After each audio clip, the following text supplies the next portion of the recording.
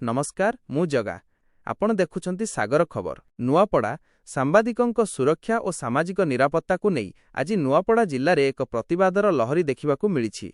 उत्कल सांबादिक संघ ओडिशार आह्वान क्रमे नुआपड़ा जिला सांबादिक संघ पक्षरु 6 दफा दाबी नहीं जिलापालंक कार्यालय सम्मुखरे शताधिक सांबादिक विक्षोभ प्रदर्शन करने सह धारणा देइछंती। एकजुट हेले जिलार समस्त सांबादिक पूर्व प्रस्तुति अनुजाई जिला सांबादिक संघर सभापति सुरेश आचारी एवं संपादक देवानंद तांडीଙ୍କ नेतृत्व जिलार विभिन्न कोण अनुकोणरू सांबादिक माने नुआपड़ा सहर में एकत्रित होइथिले।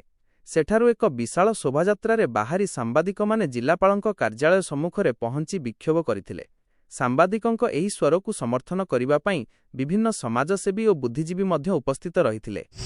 देखंतु उत्कल सांबादिक संघ ओडिशा तरफ जहा सांबादिक बंधु मानकर सुरक्षा संगे आर्थिक सुविधा प्रदान निमंत्रण जहाँ 6 दफा दाबी नहीं जो आंदोलन हो कि सरकार को दृष्टि आकर्षण हो जहाँ आपण मैंने निश्चित भाव में यहाँ हेबार कथा।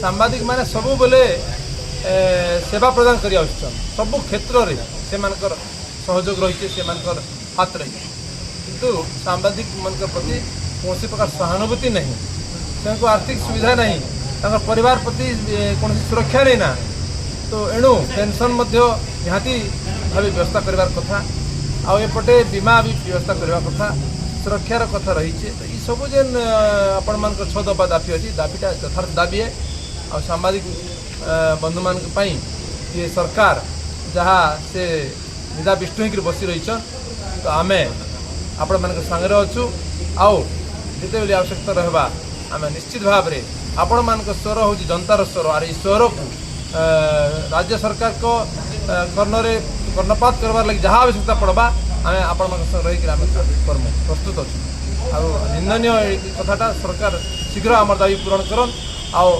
जिलापाल को मोर अनुरोध से आपण मान न्याय्य दाबी के से सरकार ठारे पहुँचे करके आमर दाबी हासिल करवा यथाचित पदक्षेप नेबाके मोर अनुरोध कर। मुख्यमंत्री उद्देश्य जिलापाल मधुसूदन दास को प्रदान करा जायथिबा दाबीपत्र रे मुख्यतः बटी गुरुत्वपूर्ण दाबी रही। 1 सांबादिक सुरक्षा आईन कार्यरत सांबादिकंक उपरे हेउथिबा आक्रमण रोकिबा पई स्वतंत्र सुरक्षा आईन लागू करिबा। 2 पेंशन व्यवस्था वरिष्ठ सांबादिकंक पई पेंशन योजना प्रणयन। 3 स्वास्थ्य बीमा गोपबंधु सांबादिक स्वास्थ्य बीमा योजनार परिसर को वृद्धि और संप्रसारण। 4 व्यापक सरकारी स्वीकृति ब्लॉक स्तर अण अधिस्वीकृति प्राप्त सांबादिकों को व्यापक भाव अधिस्वीकृति एक्रेडिटेशन प्रदान। 5 प्रेस एकाडेमी राज्य में एक स्वतंत्र प्रेस एकाडेमी गठन करने।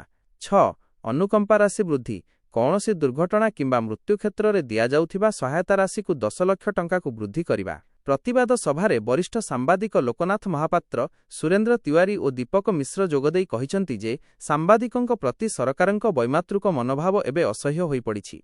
संघ सभापति सुरेश आचारी कहिसंती एही लड़ई दीर्घ वर्षर जदि दाबी पूरण न हुए तेबे सारा राज्यर सांबादिक राजरास्ता को ओह्लाइबे।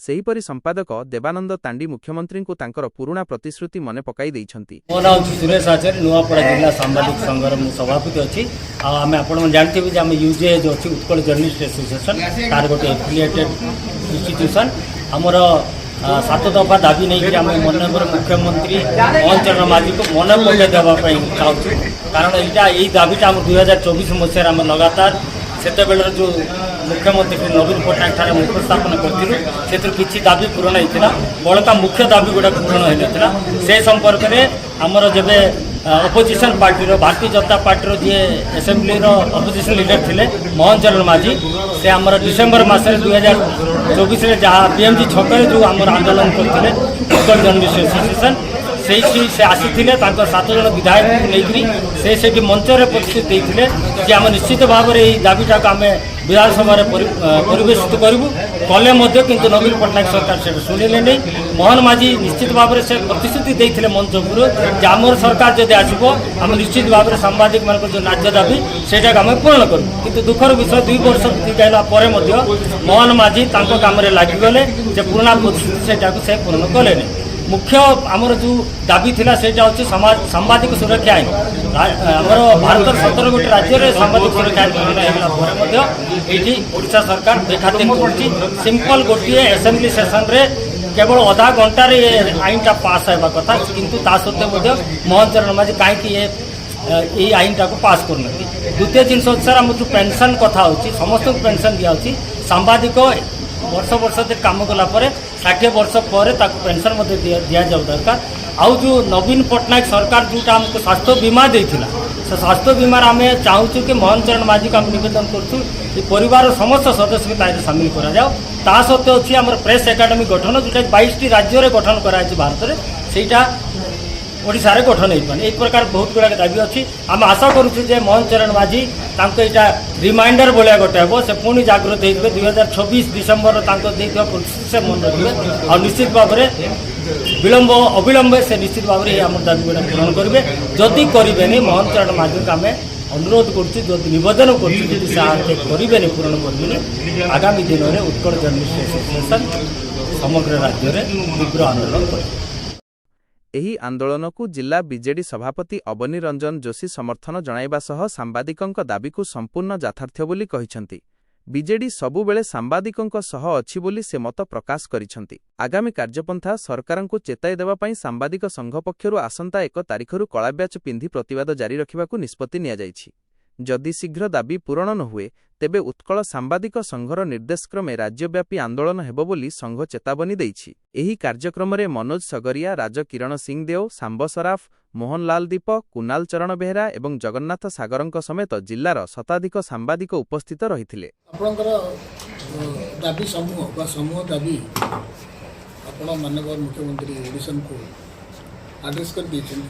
ମୁଁ ତାହାକୁ ଠିକଣା ଭାବରେ ଠିକଣା ନଙ୍ଗରେ ପ୍ରପର କ୍ୱାର୍ଟରକୁ ପଠାଇଦେବି। ନିରପେକ୍ଷ ଖବର ସବୁବେଳେ ଆପଣଙ୍କ ସହ। ବ୍ୟୁରୋ ରିପୋର୍ଟ ସାଗର ଖବର। ନମସ୍କାର, ଆପଣ ଦେଖୁଛନ୍ତି ସାଗର ଖବର।